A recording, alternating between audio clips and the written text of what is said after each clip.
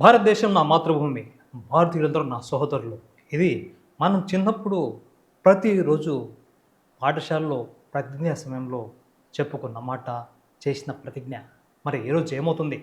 భారతదేశం నా మాతృభూమిగా మాత్రమే మిగిలిపోతుంది కానీ, భారతీయులందరూ నా సహోదరులు అనే భావాన్ని మాత్రం ఎక్కడిదక్కడ విడగొడుతున్నాం, పడగొడుతున్నాం. విద్వేషాన్ని, విషాన్ని నింపి ఆ యొక్క భావాన్ని పక్కన పడేస్తున్నాం. ఈ బాధ ఎందుకు చెప్పాల్సి వస్తుందంటే, ప్రస్తుతం భారతదేశంలో జరిగినటువంటి ఎన్నికలు కేవలం ఈ యొక్క విభజించు, పాలించు అనే సిద్ధాంతం ఆధారంగానే జరుగుతున్నట్టు తెలుస్తుంది మనకు.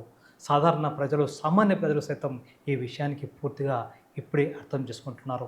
నిన్న మొన్నటి వరకు ఎన్నికలంటే ఆ పార్టీ, ఈ పార్టీ అంటూ చెప్పుకున్నటువంటి సాధారణ ప్రజానీకం ఇప్పుడు అసలైన పార్టీ ఏంటి, విద్వేషాలను పెంచే పార్టీ ఏంటి, విషయాన్ని చిమ్మే పార్టీ ఏంటి అనే విషయాన్ని ఇప్పటికే దాదాపుగా స్పష్టమైపోయింది.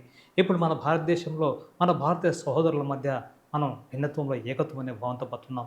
అంటే ఎన్ని మతాలు, ఎన్ని కులాలు ఉన్నప్పటికీ భారతీయులుగా ఒక్కరమే.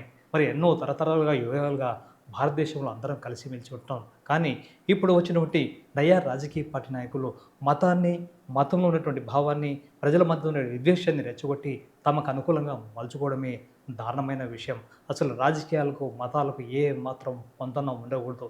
రాజకీయాలంటివి మత విషయంలో జోక్యం చేసుకోకూడదు. అలాగే మతం కూడా రాజకీయ విషయంలో జోక్యం చేసుకోకూడదు. కానీ ఇక్కడ రాజకీయాలన్నీ కూడా ఇప్పుడు ప్రస్తుతం భారతదేశంలో మతం ఆధారంగానే వైద్యుస్తున్నాయి. అందుకే మతమా లేక దేశమా అనే భావాన్ని దేశ ప్రజలు ఈరోజు ప్రతి ఒక్కరూ ఒక్కసారి గుర్తుపెట్టుకోవాల్సి వస్తుంది. కేవలం మనకు నచ్చిన రాజకీయ పార్టీ అనో, మనకు నచ్చిన రాజకీయ నాయకుడనో కాకుండా కేవలం భారతదేశాన్ని కాపాడుకోవడానికి ప్రతి ఒక్కరూ గుర్తుంచుకోవాలి. మరి భారతదేశంలో ఎన్నో ప్రభుత్వాలు వస్తుంటాయి, వెళ్తుంటాయి. కానీ మన దేశం ప్రజాస్వామ్య దేశం. ప్రజాస్వామ్య దేశంలో ప్రజలే పాలకులు, ప్రజలకే ఓటు హక్కు ఉంది.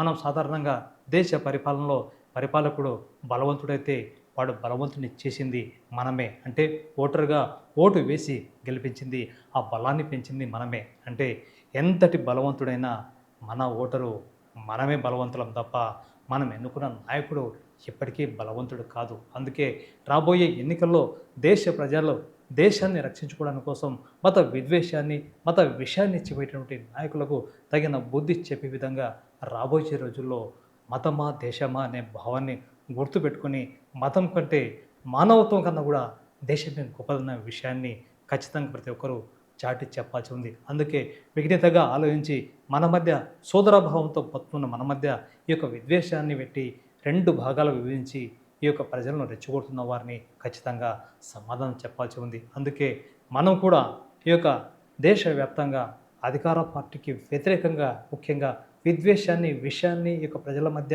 విభజించి పాలించే అనే సిద్ధాంతాన్ని వ్యతిరేకిస్తున్న వారికి వ్యతిరేకంగా రాత్రి చేసేటువంటి పోరాటంలో భాగంగా మనం కూడా భాగస్వాములం అవుదాం. అందుకే హ్యాష్ ట్యాగ్ ఇస్తూ మిషన్ 100 కోర్కు మీరు కూడా సపోర్ట్ చేస్తారని ఆశిద్దాం.